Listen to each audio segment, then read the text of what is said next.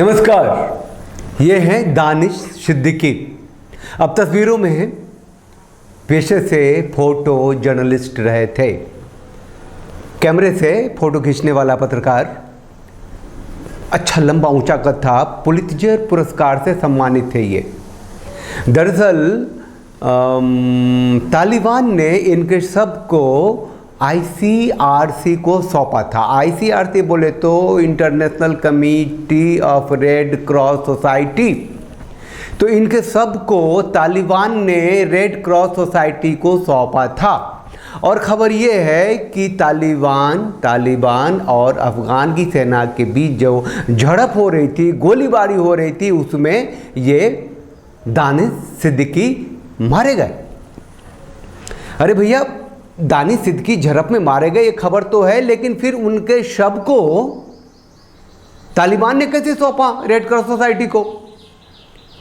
बहुत ऊंचा कद था इनका। और यूनाइटेड नेशन सिक्योरिटी काउंसिल में भारत के जो एम्बेसडर्स हैं उन लोगों ने आवाज़ भी उठाई है कि भैया हमारा एक पत्रकार है, भारतीय पत्रकार है, जिसकी हत्या कर दी गई है अफगानिस्तान में। वो कवरेज के लिए गया था। ये राइटर्स के फोटो जर्नलिस्ट थे, तनख्वाह मिलती थी इनको राइटर्स से। बहादुर आदमी थे, चले जाते थे, कहीं भी लड़ाई में थे, वहाँ उनको गोली लगी या मारे गए या मार दिए गए, झड़प में मारे, ये तो आगे बात करेंगे। लेकिन दोगलापन जो है लिबरल सीटो सेकुलर्स वामपंथी भारतीय पत्रकारों का, वो देखिए। ये जो आरफा खानम है, राना अयूब है, रफीज जैसे जो पत्रकार हैं, उनमें से किसी ने भी तालिबान का नाम नहीं लिया। भैया, एक मुसलमान का मुसलमान देश में मुसलमानों द्वारा हत्या हुई और मतलब इस्लाम को मानने वालों ने इस्लाम के मानने वालों की हत्या की ना, जो आतंकवादी थे तालिबान, पूरी दुनिया कहती है। ये पत्रकार बोल ही नहीं सके।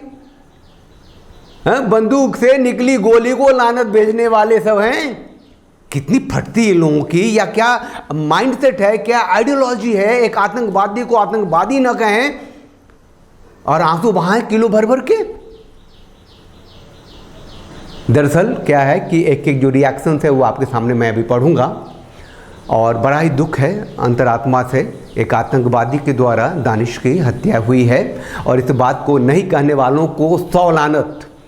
पहले एक बात और बता दूं कि जो तालिबान का जो स्पोक्स पर्सन है ज़बीउल्लाह, उस ज़बीउल्लाह ने ये कह दिया है कि ये जो दानिश हैं वो किसकी गोली से मरे, कब मरे, कैसे मरे, इनका कुछ पता नहीं है। क्योंकि युद्ध क्षेत्र में वो बिना उनकी परमिशन के या बिना उनको इन्फॉर्म किए पहुंच गए थे। जबकि होना ये चाहिए था कि अगर वो उसको इन्फॉर्म करते तो उनकी सुरक्षा की जाती, वो लोग उसका ध्यान रखते हैं। ये ऐसा उसने स्टेटमेंट दिया है। ठीक है, अब आगे बढ़ते हैं और पढ़ाई शुरू करते हैं। रिएक्शंस को देखते हैं कि क्या क्या रिएक्शंस हैं इस दानिश की मौत के बाद। लोगों ने जो ट्विटर पर लिखे और उसमें जो जवाब मिले हैं वो किस किस तरीके हैं। पहले तो ये भी बता दें कि ये जो आतंकवादी हैं जो अफ़गान में हैं, ये तालिबानी हैं, वो कोई आज के तो हैं नहीं। पिछले 40 सालों से पहले रूस की सेना आई, फिर अमेरिका ने अपनी सेना भेजा, फिर पाकिस्तान ने छिछालेदारी की। अरे बड़े बड़े बामियान जो बुद्धा की जो तस्वीरें थी, मूर्तियां थी, उसको इन लोगों ने तोड़े। जो हिंदू बैथिंग है, नफरत है, जो इस्लाम के प्रति कट्टरता, वो लोग तो कब से दिखाते आ रहे हैं। कई लाख लोग इन 40 सालों में मारे गए जो इस्लाम को मानने वाले ही थे, मुसलमान ही थे। हाँ, पाकिस्तान अभी भी जो है ना वो फूंक मारा। इधर अमेरिका की सेना जो है, अमेरिका ने कहा भाई मैं अपने सेना विथड्रॉ कर रहा हूँ, अमेरिकन सेना सितंबर तक वापस जाने वाले हैं। तो इधर पाकिस्तान ने फूंक मार दी तालिबान को। लो इनकलाब शुरू हो गया, गरीब जैसी हालात शुरू हो गए यहाँ। और यहाँ पर चले गए थे, फिर उनको भेजा गया था राइटर्स की तरफ से दानिश को, और दानिश में फ़ोटो खींचने के लिए गए थे और उनकी फ़ोटो खिंच गई। ये सारी ज़िंदगी जो हिंदुओं को फांसीवादी कहते रहे, जब फांसीवादियों के बीच में पहुँचे, फासिस्टों के बीच में पहुँचे, तो फ़ोटो भी न खींचने दी। बताइए, आगे देखते हैं, है ना। अब कहते हैं कि ये है रवीश की ट्वीट। दानिश को शहीद कह रहे हैं, बिल्कुल सही कह रहे हैं। पुलित्जर पुरस्कार का भी जिक्र किया है उन्होंने। उस बंदूक से निकली गोली को 1000 लानतें भी भेजी हैं जिससे बहादुर दानिश की मौत हुई। लेकिन रवीश की इतनी फटी बवासीर से तक खून निकला कि तालिबान का नाम तक नहीं ले सका।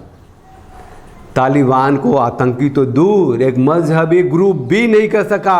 ये दोगलापन है, आतंकियों के साथ खड़े रहने की इंतहा है, साजिश है।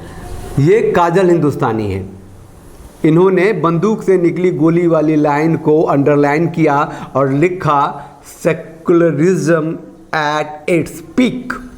जहीन भाषा में आलोचना की है वामपंथी पत्रकारों की। कृतिका शिवास्वामी ने उन तस्वीरों को क्लिक किया है जो दानिश ने क्लिक की थी। पूरा इफर्ट्स लगाया था। कोरोना काल में हुई मौतों को जब एक साथ जलाया जा रहा था तो उड़ने वाले कैमरे से, मतलब ड्रोन से तस्वीरें ली थी, उसे ट्वीट किया था। तब रजनीश शर्मा ने जवाब दिया था, मैं पढ़ता हूँ, you are making fun of our people's death. You are making fun of our people's death in the month of Ramzan. I promise you, your destiny will evaluate your deeds when your time comes. Also, remember my tweet that day, if your small mind can store it. सबका हिसाब होता है एक दिन। ये ऊपर वाले की अदालत है। कृतिका शिवास्वामी लिखती हैं कि अचानक से इस ट्वीट को डिलीट कर दिया गया है। इस ट्वीट में 4 तस्वीरें हैं। देसी भाई ने ट्वीट किया है, जस्ट पोकिंग लिबरल्स इनका उपनाम है। लिखते हैं, दानिश सिद्दीकी ने इन तस्वीरों को क्लिक क्यों नहीं किया? ये क्यों नहीं किया? ये दिल्ली दंगे के दौरान जो हत्या हुई उसका क्लिक क्यों नहीं किया? नागरिकता कानून के विरोध में जो आगजनी हुई, रोहिंग्या के सपोर्ट में आज़ाद मैदान में जो भारत की शिष्य डाली हुई देशद्रोही नारे लगे, और क्या तस्वीर है देखिए आप, जो मुंबई में हुआ। देसी भाई लिखते हैं कि इन तस्वीरों को खींचने वाला जो भी है उसे पुलित्जर पुरस्कार नहीं मिलता है, पुलित्जर पुरस्कार नहीं मिलता है। लेकिन ये भी फोटोग्राफर हैं, राष्ट्रवादी हैं, देश के लिए काम करते हैं। प्रीति गांधी लिखती हैं, भाई लोग, दानिश सिद्दीकी की हत्या के लिए तालिबान जिम्मेदार नहीं है, लोग नहीं मान रहे। राइट विंगर्स पर अटैक कर रहे हैं। हाँ भैया, राइट विंगर्स नहीं मारा उसको। आरफा खानम का रोना देखिए, वो कहती है कि प्रधानमंत्री ने अभी तक कोई ट्वीट क्यों नहीं किया। भैया, दानिश सिद्दीकी की मौत पे अब तक प्रधानमंत्री ने ट्वीट क्यों नहीं किया? अरे आरफा मैडम, यूएनएससी में भी आवाज़ उठा दी इंडिया ने कि भारतीय पत्रकारिता उसकी हत्या कर दी गई। अफगानिस्तान में तालिबान आतंकवादी संस्था ने हत्या की है। कभी तालिबान तो बोल के देखो, तालिबान को आतंकी कह के तो देखो। खाली भारत में डर लगता है। ये सुदर्शन वाले जो हैं, सुरेश चौहान कहते हैं, दानिश सिद्दीकी को अगर इंसाफ दिलाना है, जिहादी हत्यारों को धरती से मिटाना है, आओ इसके लिए हमारे साथ आओ। कौन आएगा उनके साथ? लेफ्ट रिबलर को सुरेश जी हमेशा चिढ़ाते रहते हैं, उनके पलीते में आग लगाते रहते हैं। तारीफ सिराज जनाब ने लिखा है, अल्लाह भाई को जन्नतुल फिरदौस में आला त आला मुकाम नसीब फरमाए। हैरी कश्यप ने जवाब दिया, भाई पूरा लिखियो। वो जो साथ में लिखते हैं ला हिला लुल्ला, अच्छा ला इलाहा इल्लल्लाह उन्होंने कहा होगा तो उसको ला इलाहा लुल्ला लिख दिया, शायद कह रहे हैं। सुनील सुथर ने जवाब बड़ा सटरिकल दिया है, कमेंट में दिया है। कहा है क्या, जनाब जैकेट पहन के गए थे, जनाब दानिश सिद्दीकी जैकेट पहन के गए थे जिस पर अंग्रेजी में प्रेस लिखा था, और ये भूल गए कि तालिबानी जो है मदरसे में अंग्रेजी को हराम मानते हैं, अंग्रेजी नहीं पढ़ते, पढ़ ही नहीं पाए होंगे। बहुत बुरा हुआ दानिश के साथ। अगर वो अंग्रेजी पढ़ पाते, लेकिन वो तो हराम है मदरसे में। रजत बरहोक लिखते हैं, उम्र सारी हिंदुओं को फासिस्ट साबित करने में बीत गई। असली फासिज्म से जब सामना हुआ तो फोटो भी खींचने न दी। ओम शांति। रविंद्र दास ने लिखा है, बहुत दुखद। पराशर साहब ने पोस्ट किया, एवरीवन किल्ड दानिश, पराशर साहब ने पोस्ट किया, everyone killed Danish Siddiqui except Taliban. Taliban के अलावा हर एक ने मारा है दानिश को। Taliban did not kill Danish Siddiqui, bullet did. सही है, सही है, गलत क्या है? बुलेट से ही मरता है आदमी, कोई धर्मात्मा तो चलाता नहीं। या तो सैनिक चलाते हैं जो राष्ट्र प्रेमी होते हैं, राष्ट्र के लिए मर मिटने, या आतंकवादी चलाते हैं पागलपन में, 72 हुड़ के चक्कर में, देश को ज़मीन को हथियाने के चक्कर में। आपको पता है ना, पाकिस्तान के जो ये तालिबान लोग हैं, उन्होंने जो एरिया अपने में कंट्रोल में लिया है, उसके मौलवियों को फतवा दिया है कि जो भी 15 साल से ऊपर की लड़कियां हैं उसका लिस्ट बनाओ, हमें दो, हम अपने लड़कों की, अपने लोगों की शादी कराएंगे उससे। ये तो चरित्र है उनका।